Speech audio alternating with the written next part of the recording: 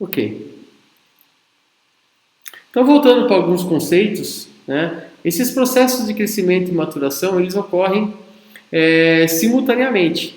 Eles são também interdependentes, mesmo que eles não sigam uma ordem comum de mudanças entre eles. Ou seja, eles ocorrem simultaneamente, só que assim, não necessariamente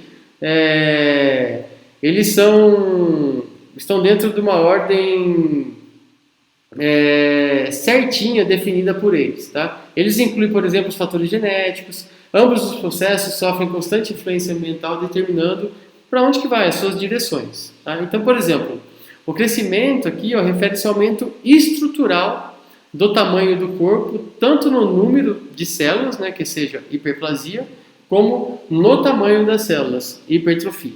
Tá? E as mudanças biológicas ocorridas desde o nascimento até o potencial de funcionamento orgânico sistêmico são chamados de processo maturacional. O que significa isso? Exatamente, quando o sistema endócrino ele começa a produzir, por exemplo, mais testosterona.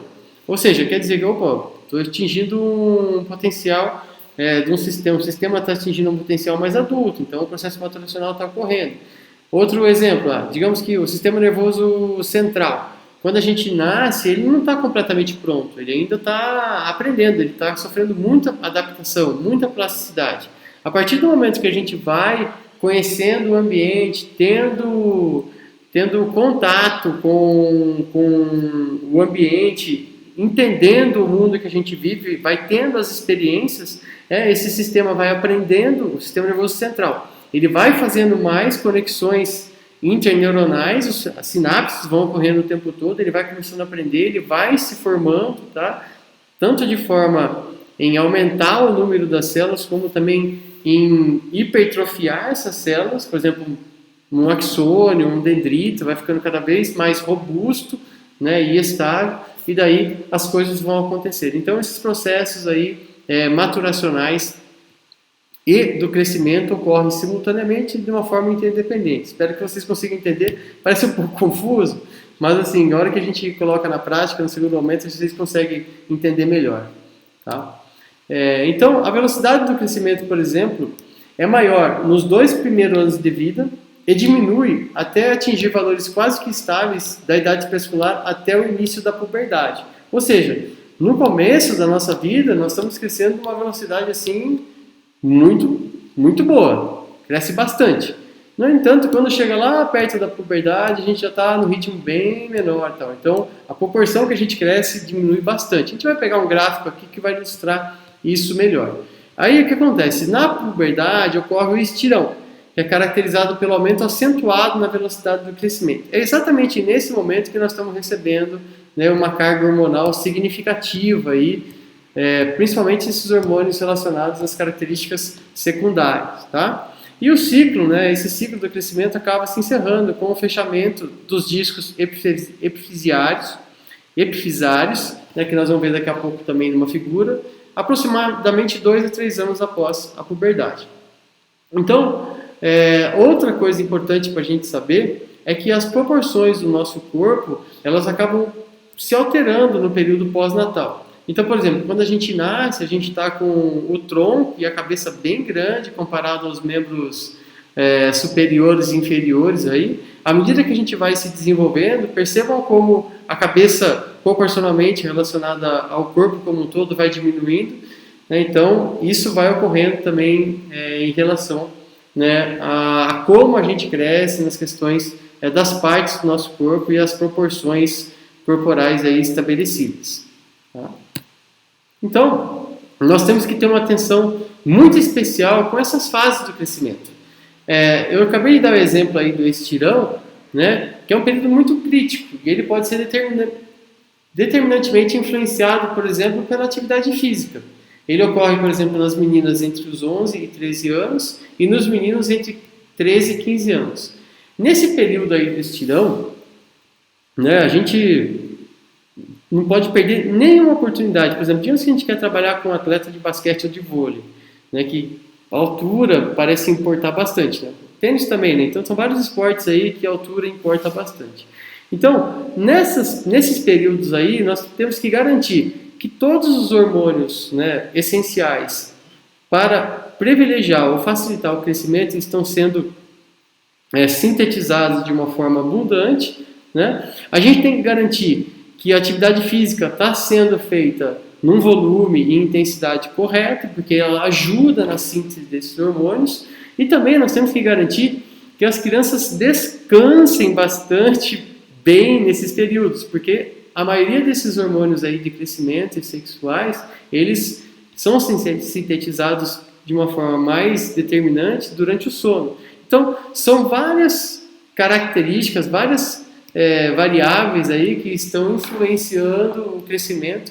Então, a gente não pode deixar que falte nutriente, que a criança descanse, que ela faça atividade física para manter as funções orgânicas aí de uma forma assim adequada para facilitar o crescimento, tá? Então, nesse período, muitas mudanças físicas e comportamentais estão ocorrendo em um ritmo único na vida, tornando os adolescentes muito estáveis e suscetíveis aos efeitos da atividade física. Essa é uma discussão interessante, então faz parte também do professor que está trabalhando com as crianças, dos pais, para conseguir estabelecer um ambiente tranquilo e saudável para a criança, porque essas mudanças aí hormonais são um pouco complicadas para as crianças, a gente sabe disso, né? Então a gente muda os nossos interesses, a gente está saindo de uma questão mais infantil e está vindo para a adolescência. Aí começa a ter um interesse, eu sempre falo isso, começa a ter um interesse social mais importante, ou seja, o valor dos amigos é muito importante, o valor de uma relação afetiva também é muito importante. Por exemplo, a criança começa a ter um interesse no próximo, até para ter uma relação amorosa, porque o corpo está mudando, ela está se descobrindo sexualmente, então é inevitável. Então, tudo isso tem que ser trabalhado porque a criança não entre no processo, né? É difícil não entrar, né? O adolescente entrar no processo de confusão, mas o máximo que ela puder ter de orientação e suporte nesse momento é muito importante para que ela não se perca, porque isso aí pode ocorrer com a criança entrando em utilização de droga, por exemplo, cigarro, álcool. Pode ocorrer com a criança entrar num processo de dificuldade psicossocial, como uma depressão, né, uma ansiedade, um estresse. Isso pode fazer com que ela se afaste, por exemplo, de atividades físicas, que ela não se alimente direito. Nós temos um advento hoje em dia, né, que eu já tenho alguns amigos que manifestaram essa preocupação.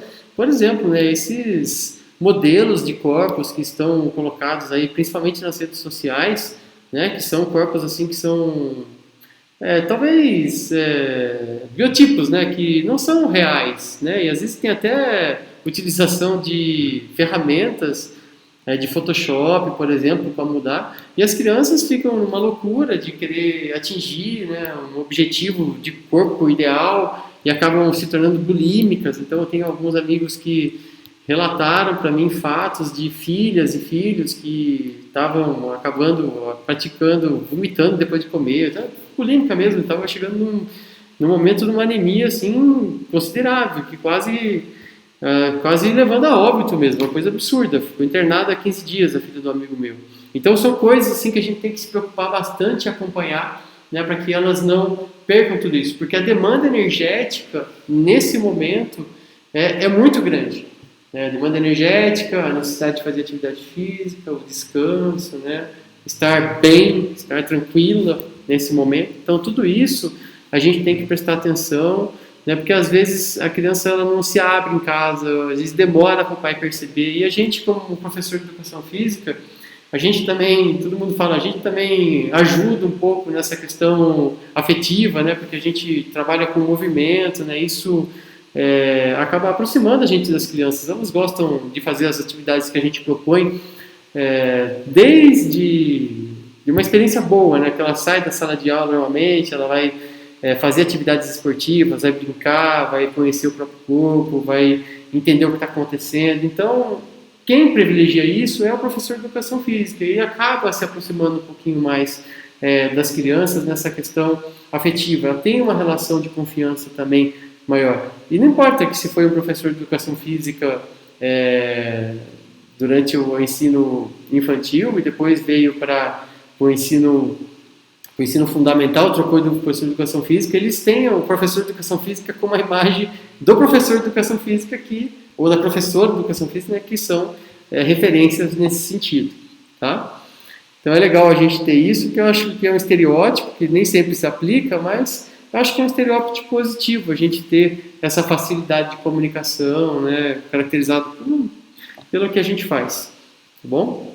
Então aqui é só para a gente começar um primeiro gráfico, é só para ver como que ocorre, né, o crescimento em determinados momentos aí da nossa vida. Então aí são gráficos de uma menina, tá? Então se vocês pegarem aí o B2 está relacionado ao começo do desenvolvimento mamário e o B5 é o desenvolvimento mamário na forma adulta.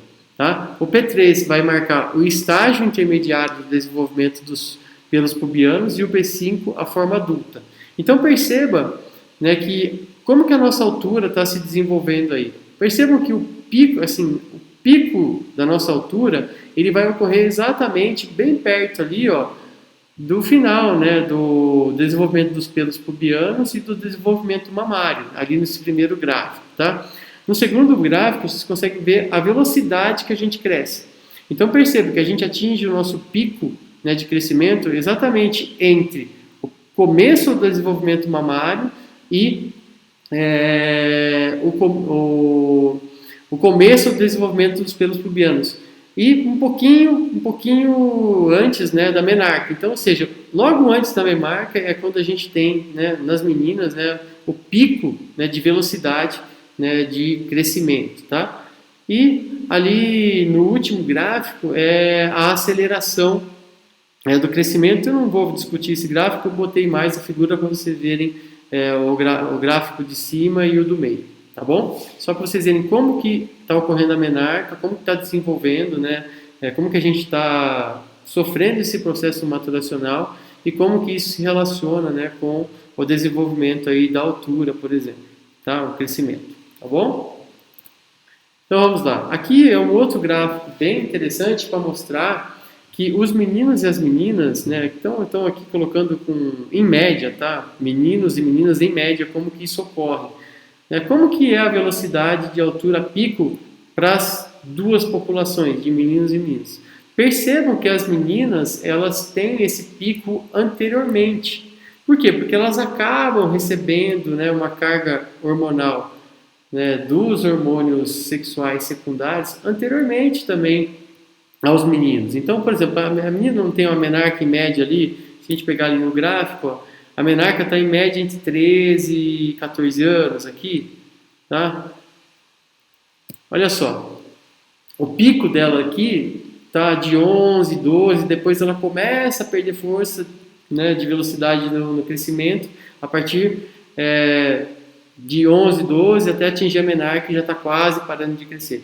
O menino é um pouquinho mais tarde, né, com 14 anos, 15 anos, que ele começa a receber bastante hormônio, né, e daí dá o estirão do crescimento, e depois começa a perder força também até atingir velocidades bem pequenas aqui, perto do começo da vida adulta, final da adolescência. Tá? Então, isso é legal também para a gente entender, eu sempre discuto isso, em relação aos interesses dos meninos e das meninas. Eu acho que quem estava nessa disciplina comigo no começo do ano, acho que eu fiz esse comentário já com vocês, mas eu vou repetir aqui, é que a gente tem que também saber conversar. É diferente, os meninos e as meninas, eles estão em momentos diferentes, principalmente nessa fase da adolescência, porque os interesses são diferentes. Por quê? Porque elas amadurecem um pouquinho antes, então elas se descobrem um pouquinho antes. Então por isso que parece que esses meninos, você sempre fala, esses meninos são tudo infantil, as meninas na adolescência sempre falam isso, né?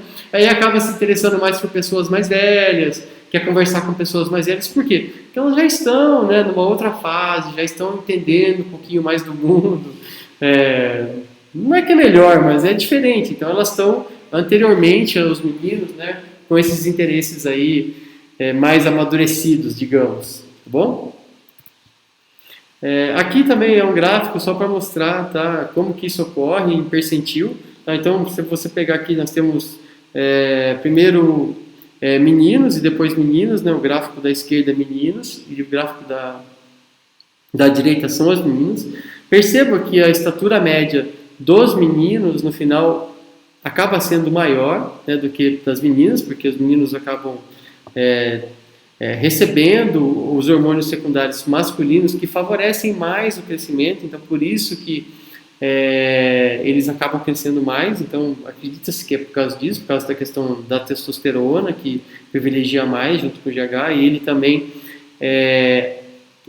tem, né, o processo de amadurecimento um pouquinho mais tarde, então ele passa por um período de hiperplasia e hipertrofia maior do que as meninas, né, por causa disso, então acaba crescendo mais também. Então são alguns aspectos aí que podem levar os meninos a terem uma estatura um pouquinho maior, né? Então aqui é só para mostrar, né, qual é a estatura média da população em que chega e os percentis. Então mais ou menos isso. Então nós temos aqui só alguns exemplos, tá? Aqui 1,60 m, 1,65 m, 1,60 m no terceiro percentil para os meninos, 1,65 m no 10º percentil para os meninos, e assim vai. Isso é interessante porque se a gente plotar, né, uma criança aqui nesse gráfico, por exemplo, eu pego uma criança com 6 anos de idade e vejo que ela está, por exemplo, aqui na curva com 10 anos, com 6 anos de idade, que ela está no ponto da curva aqui no 10º percentil, eu consigo prever mais ou menos, isso não funciona totalmente, tá? Porque é uma estimação, tá? Eu consigo prever mais ou menos aonde que ela vai chegar aqui na idade adulta. Então o pessoal que faz scouting costuma utilizar bastante esses tipos de gráfico também para prever mais ou menos aonde que vai chegar a altura de uma criança, né? Até para essa questão no esporte de alto rendimento, para investir numa criança no basquete, quero uma criança alta, ou até na posição que a criança vai jogar dentro de algum esporte, ou qual esporte a criança vai fazer. Então tem um pessoal aí que se preocupa um pouco com isso, que trabalha com categorias de base e tal, eles utilizam essas previsões, essas estimativas aí para conseguir entender um pouquinho mais, né, sobre o desenvolvimento final dessas crianças nessa questão da estatura, tá bom? Tá. Aqui é o mesmo gráfico, tá? Só que aqui a gente está discutindo essa questão do peso, tá? Então é o peso que a criança, uma criança vai atingir, né, ao longo do tempo, e para ver se ela está numa questão de normalidade, onde ela vai chegar. É o mesmo gráfico, só que ao invés de discutir a questão da estatura, nós vamos discutir a questão do peso. Só que esse gráfico aqui está um pouco difícil de fazer hoje em dia, porque o que acontece é que nós estamos tendo um advento, e nós vamos discutir um pouco sobre isso ao longo da conversa hoje, que é a obesidade infantil, que está impactando de uma forma bem significativa a nossa população mundial e também a brasileira. Então, nós temos que nos preocupar. Então, é difícil a gente fazer uma estimativa de peso, porque isso está variando bastante.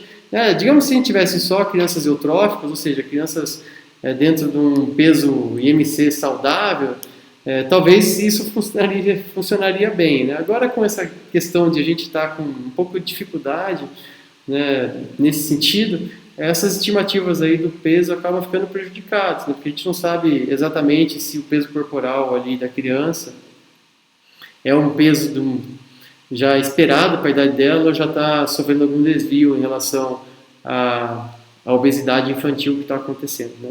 Então nós estamos sofrendo. Antigamente tinha também bastante problemas de desnutrição, né, que poderia prejudicar isso, mas hoje em dia parece que, pelo menos isso, né, acho que está sobrando. Então é mais fácil a gente tentar organizar a alimentação da criança, né?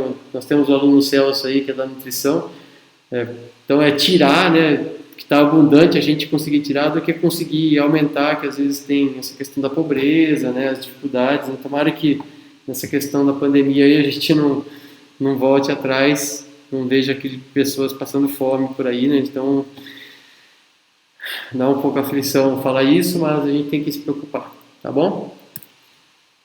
Então, pessoal, vamos voltar para alguns conceitos que estão no livro que eu pedi lá para vocês. Então, eu coloquei a figurinha aqui, tá? É o livro que eu pedi para que vocês leiam na tarefa 3, no capítulo que eu escrevi junto com o Paulo, um colega meu que fez pós-graduação comigo. Tá? Então, esses hormônios do crescimento e sexuais, eles têm efeito direto nos processos de crescimento e maturação. Então, esses hormônios, eles são sintetizados e liberados na corrente sanguínea, principalmente durante o sono e na prática da atividade física. Então, daí a importância, né? Então, junto a isso, né, como eu já tinha falado para vocês, a questão nutricional entra fortemente, porque sem o substrato, né, se a gente não tiver as gorduras necessárias, essenciais para sintetizar esses hormônios, se a gente não tiver as proteínas lá disponíveis, né, os carboidratos disponíveis, provavelmente vai ter uma disfunção orgânica que não vai privilegiar a sintetização desses hormônios. Então, tudo tem que estar equilibrado para que tudo isso ocorra de uma forma satisfatória. Tá? Entre seus efeitos no organismo, a estimulação da sintetização dos fatores de crescimento no fígado, que são os IGF, impacta diretamente, exatamente, nesse desenvolvimento estrutural, atuando na síntese proteica. Sempre que a gente fala em síntese proteica, quer dizer que a gente está aumentando questões estruturais do nosso corpo. Por quê? Porque quando a gente sintetiza a proteína, a gente dá estrutura. Então, a gente vai formar célula muscular, vai formar osso, vai formar tecidos como um todo do nosso corpo. Tá? Então, esse hormônio do crescimento, né, tem maiores concentrações durante a infância e adolescência comparado à vida adulta. Ou seja, a gente tem muito mais produção de hormônio do crescimento durante a infância e adolescência. Tá? Então, como que a gente consegue o hormônio do crescimento depois? Com treinamento. Então, ou então tem pessoas que acabam tomando o GH, né, que é o Growing Hormone. Por exemplo, esse pessoal que faz halterofilismo e tal, acaba utilizando algumas substâncias aí para tentar aumentar a sintetização do GH, para aumentar a massa muscular e tal. Mas assim, a gente produz se a gente se alimentar bem, a gente produz de uma forma suficiente para ter uma vida saudável, tá? Então, a maior abundância desse hormônio é encontrado exatamente, como eu falei para vocês anteriormente, durante o estirão do crescimento, né? Que é para as meninas um pouquinho antes, para os meninos um pouquinho, 11, 13 para as meninas, 13 e 14 para os meninos. Então, pessoal, essa prática de atividade física, né, que é a nossa responsabilidade privilegiar isso, facilitar isso na população, aumenta a produção desse hormônio durante todo o ciclo de vida, sendo mais eficiente na estimulação de crianças e adolescentes do que na vida adulta, interferindo diretamente, né, nesses processos aí do crescimento e da maturação. Então, desses hormônios aí que eu estou falando sexuais, são os andrógenos, os estrógenos e a progesterona. Eles estão presentes em baixa concentração na infância, tá? E aumenta de forma significativa, né, a partir dos 10, 12 anos de idade. Então, nós temos os andrógenos, né, eles são mais predominantes nos meninos, né, e os estrógenos, que são mais predominantes nas meninas. São esses hormônios aí que definem, né, que acabam determinando aqueles caracteres sexuais. Então, por exemplo, se a criança vai ter pelo pubiano ou não, ou seja, se você não tem hormônio, o pelo pubiano não vem. Então, por isso que acaba ficando mais tardio o negócio. A partir do momento que a criança começa a sintetizar, daí que vai mudando essas características aí, o rosto vai ficando diferente, vai crescendo barba, por exemplo, nos meninos, vai crescendo bigode. Eu tenho um sobrinho que está com bigode agora, está tendo que fazer o bigode, 13 anos de idade, agora estranho. No sistema ósseo, por exemplo, esses hormônios sexuais aí acabam aumentando a deposição de cálcio e a formação da matriz óssea. Então, na puberdade, ele acelera o processo de fechamento das epífises do crescimento. Isso é legal e importante a gente saber, porque exatamente na pergunta do Pedro sobre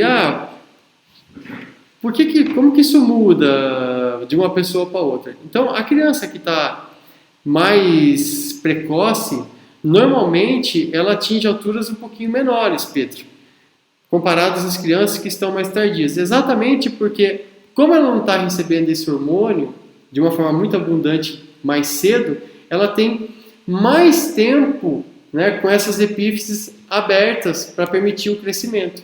Então, o osso ele tem chance de aumentar longitudinalmente, né, e também nos outros sentidos, para desenvolver, né, e aumentar o crescimento. Então, essas características aí é bem interessante de a gente entender como que funciona, tá? E aí, a prática de atividade física acaba influenciando, né, a síntese desses hormônios sexuais, favorecendo, por exemplo, essa mineralização óssea, protegendo ou retardando, por exemplo, a osteoporose na vida adulta, que é muito comum nas mulheres após a menopausa.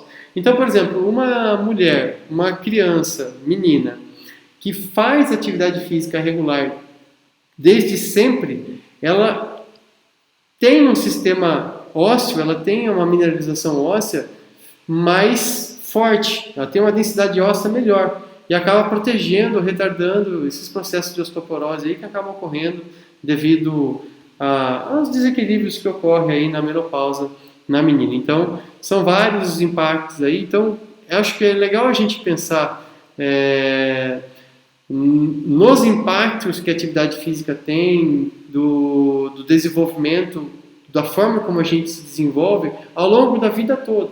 Então, ou seja, a gente não faz uma coisa aqui agora e depois a gente vai pagar esse preço, a gente vai sofrer alguma consequência no futuro. Então, é bom a gente entender tudo isso, porque existem muitos estudos longitudinais que já foram realizados. O que esses estudos longitudinais fazem? Eles fazem uma análise retrospectiva das populações para observar o estilo de vida dessas pessoas e qual foi o desfecho delas na vida durante o envelhecimento. E percebe-se, né, como eu falei do estudo das bailarinas na última aula, percebe-se que algumas características que a gente, ou seja, alguns comportamentos que a gente adota ao longo da nossa vida acabam determinando, de uma forma comum, uma consequência no futuro. Por exemplo, estava dando exemplo aqui, dá o exemplo aí da mineralização óssea das meninas, tem o exemplo também das meninas, né, das crianças que dançavam e não tem lesão de ligamento cruzado anterior, que é mais difícil ter lesão porque sabe cair da última aula. Então, são algumas características aí que parece que não tem muita importância num determinado momento da vida, mas depois, ao longo do tempo, ao longo do desenvolvimento, a gente consegue perceber de uma forma importante, né, essas dificuldades. Tá? Então, continuando, né, só para mostrar aqui o sistema ósseo. Então, nós temos aí o sistema ósseo de um esqueleto fetal com cerca de 18 semanas. Percebam essas áreas mais escuras, que são as porções mais ossificadas do esqueleto em desenvolvimento. E os espaços entre essas áreas, eles são ocupados por modelos de cartilagem. Então, o osso ele ainda está em formação, a mineralização não está ocorrendo. Então, se a gente pegar uma criança que acabou de nascer, ela tem o osso muito, muito molinho, assim, digamos. Por quê? Porque ela não tem a mineralização, não tem a calcificação, ainda não ocorreu de uma forma importante, tá? Dentro desse sistema ósseo. Então, nós temos aqui as epífises. Se pegar essa imagem aqui do osso aqui longitudinalmente, nós temos a epífise aqui, que é bem aqui no centro de pressão. Então, o disco epifisiário está aqui. Eu vou mostrar uma imagem depois para vocês dessa epífise. E também tem as epífises aqui, bem nos pontos de tração e de pressão. Tá? Então, alguns pontos chaves aqui que eu coloquei, vamos ler aqui para vocês, tá? Então, são áreas no terço médio das diáfises de osso. Então, os centros de ossificação primários são essas áreas no terço médio das diáfises do osso, os lombos, em que as células ósseas são formadas de modo que o modelo de cartilagem dos ossos do esqueleto fetal começa a se ossificar do centro para fora, formando as diáfises do osso. Tá? Então, ou seja, ela começa a ossificar da parte interna do osso para a extremidade do osso. Tá? E os centros de ossificação secundários ou placas epifisiais são as áreas próximas às extremidades dos ossos, tá? Nos quais novas células ósseas são formadas e depositadas de modo que os ossos crescem em comprimento. São chamados os centros de ossificação secundários ativos, são indicados em raio-x por uma linha em uma área não opaca, que é uma camada de célula de cartilagem, né, essa área que é chamada também de epífise de depressão, especialmente na extremidade de um osso que suporta o peso. Então, pessoal, é muito importante a gente ter um entendimento que, tá vendo essa área aqui? Eu vou abrir o slide agora, vou botar um outro slide. Essa área aqui, ela tem essa característica aqui que é um pouquinho mais mole. Tá vendo essa parte aqui, ó? Essa parte aqui que ela é uma zona bem com cartilagem. Então, digamos que se a gente colocar muita pressão aqui no momento errado, longitudinalmente, a gente vai promover o quê? Vai promover o achatamento. A cartilagem é um pouquinho mais mole. A gente vai promover o achatamento, né, dessa zona proliferativa aqui. Então, e zona hipertrófica. Então, o que pode acontecer? Eu posso prejudicar o crescimento exatamente por causa, né, dessa carga que eu estou colocando na nossa criança aí, de exemplo que eu estou utilizando. Então é muito importante a gente saber como que a gente vai trabalhar, né, a atividade física, o exercício, para a gente não prejudicar. Então, basicamente, nunca dê nenhuma carga longitudinal nas crianças que estão ainda em processo de crescimento. Então, até os 15 anos, mais ou menos 16 anos, é importante que os discos episáreos estão ainda abertos, é importante que elas não recebam essas cargas e que a gente não prejudique esse processo aí de crescimento, tá bom? Então, aqui é só uma figura para mostrar como que a gente pode fazer a avaliação da idade esquelética. Então, isso é bastante utilizado também por equipes esportivas, né, para saber qual é a perspectiva ainda de crescimento de uma criança que está dentro de um programa esportivo.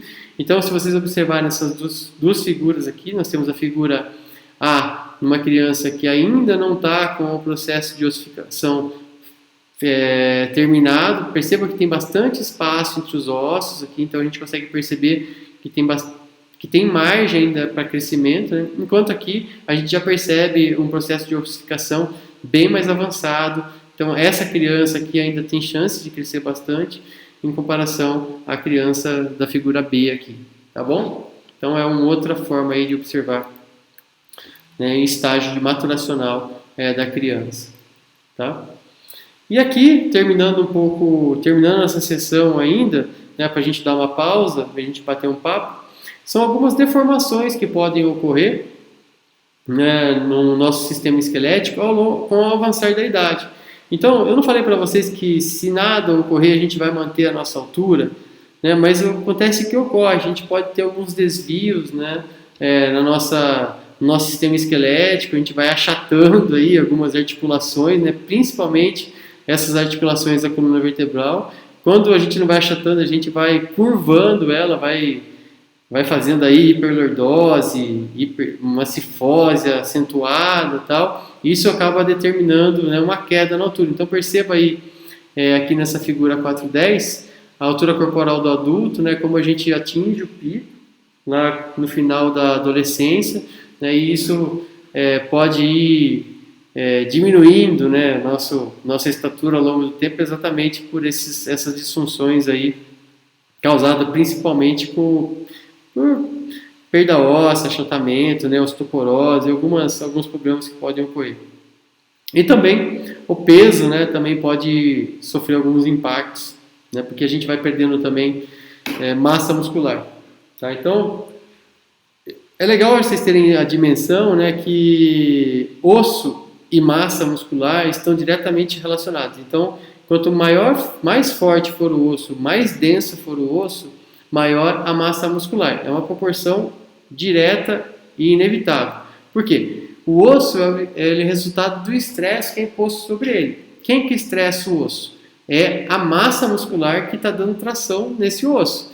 Então, se tem uma massa muscular forte, importante, fazendo com que esse osso seja tracionado, isso vai promover uma calcificação, uma mineralização, uma reabsorção do cálcio e vai manter a densidade óssea e o osso vai ter uma característica mais forte. Se você tem um osso que não sofre estresse, ou seja, a massa muscular vai ficando cada vez mais debilitada, mais fraca, ela não consegue tracionar o osso, então a densidade também vai diminuindo e nós vamos perdendo bastante, né, dessas funções aí ósseas e nós podemos desenvolver principalmente a osteoporose aí, uma artrose, são várias características aí, doenças relacionadas ao sistema esquelético que podem acabar ocorrendo. Bom, eu vou parar um pouco a apresentação agora, tá? Para a gente bater um papo. Falei bastante. E daí vocês podem